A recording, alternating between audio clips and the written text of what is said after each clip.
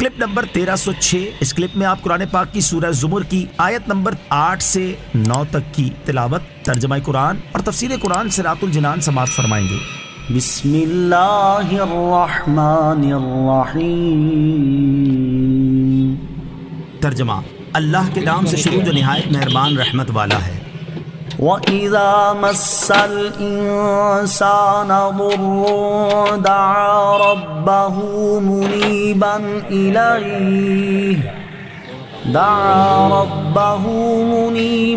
إِلَيْهِ ثُمَّ إِذَا خَوَّلَهُ نِعْمَةً مِّنْهُ نَسِيَ مَا كَانَ يَدْعُو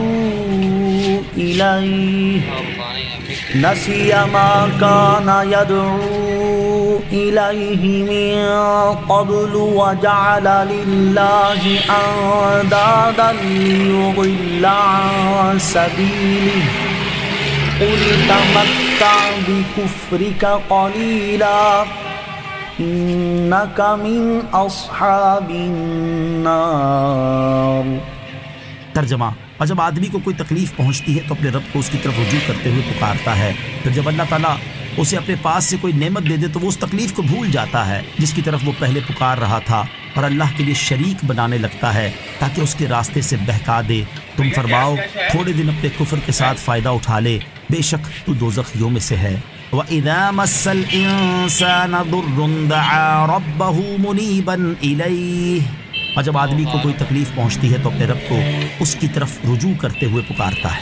آیت کا خلاصہ یہ ہے کہ جب آدمی کو فقر، بیماری یا کوئی اور تکلیف و شدت پہنچتی ہے تو وہ اپنے رب عز و جل کی طرف ہی رجوع کرتے ہوئے اسے پکارتا ہے اور اس مصیبت کو دور کرنے کے لیے اسی سے فریاد کرتا ہے۔ پھر جب اللہ تعالیٰ اسے اپنے پاس سے کوئی نعمت دے دے اور اس کی تکلیف دور کر کے اس کے حال کو درست کر دے تو وہ اس شدت و تکلیف کو فراموش کر دیتا ہے جس کے لیے اس نے اللہ تعالیٰ سے فریاد کی تھی، اور حاجت پوری ہونے کے بعد پھر بت پرستی میں مبتلا ہو جاتا ہے، اور وہ صرف اپنی گمراہی کو کافی نہیں سمجھتا بلکہ اپنے قول اور فعل سے دوسروں کو بھی اللہ تعالیٰ کے دین سے گمراہ کرنا شروع کر دیتا ہے۔ اے حبیب صلی اللہ تعالیٰ علیہ وسلم، آپ اس کافر سے فرما دیں کہ تھوڑے دن اپنے کفر کے ساتھ فائدہ اٹھا لے اور دنیا کی زندگی کے دن پورے کر لے، بے شک تو قیامت کے دن دوزخیوں میں سے ہے۔ مصیبت و راحت پہ مسلمانوں کا حال۔ کفار کے اس طرز عمل کو سامنے رکھتے ہوئے ہم اپنی حالت پر غور کریں تو بے شمار مسلمان ایسے نظر آئیں گے جو مصیبت، پریشانی یا بیماری آنے پر نہ صرف خود دعاؤں، التجاؤں اور اللہ تعالیٰ سے مناجات پہ مصروف ہو جاتے ہیں بلکہ اپنے عزیزوں، رشتہ داروں اور دوست احباب سے بھی دعاؤں کو کہنے لگتے ہیں، لیکن جیسے ہی اللہ تعالیٰ ان کی مصیبت و پریشانی یا بیماری دور کر دے تو وہ دوبارہ ایسے ہو جاتے ہیں گویا کبھی کسی تکلیف کے پہنچنے پر انہوں نے اللہ تعالیٰ کو پکارا ہی نہیں تھا۔ اللہ تعالیٰ مسلمانوں کو ہدایت عطا فرمائے اور انہیں اپنے اس طرز عمل کو بدلنے کی توفیق عطا فرمائے۔ حضرت ابو ہریرہ رضی اللہ تعالیٰ عنہ سے روایت ہے، رسول کریم صلی اللہ تعالیٰ علیہ وسلم نے یہ ارشاد فرمایا، اسے یہ بات پسند ہو کہ اللہ تعالیٰ سختیوں اور مصائب میں اس کی دعا قبول فرمائے، اسے چاہیے کہ وہ راحت و آسائش کے دنوں میں اللہ تعالیٰ سے بکثرت دعا کرے۔ أَمَّنْ هُوَ قَانِتٌ آنَاءَ اللَّيْلِ سَاجِدًا وَقَائِمًا يَحْذَرُ الْآخِرَةَ وَيَرْجُو رَحْمَةَ رَبِّهِ قُلْ هَلْ يَسْتَوِي الَّذِينَ يَعْلَمُونَ وَالَّذِينَ لَا يَعْلَمُونَ انما يتذكر اولو الالباب۔ ترجمہ، کیا وہ شخص جو سجدے اور قیام کی حالت میں رات کی اوقات فرما برداری میں گزارتا ہے، آخرت سے ڈرتا ہے اور اپنے رب کی رحمت کی امید لگا رکھتا ہے، کیا وہ نافرمانوں جیسا ہو جائے گا؟ تم فرماؤ کیا علم والے اور بے علم برابر ہیں؟ عقل والے ہی نصیحت مانتے ہیں۔ امن هو قانت آناء اللیل ساجدا وقائما، کیا وہ شخص جو سجدے اور قیام کی حالت میں رات کے اوقات فرما برداری میں گزارتا ہے۔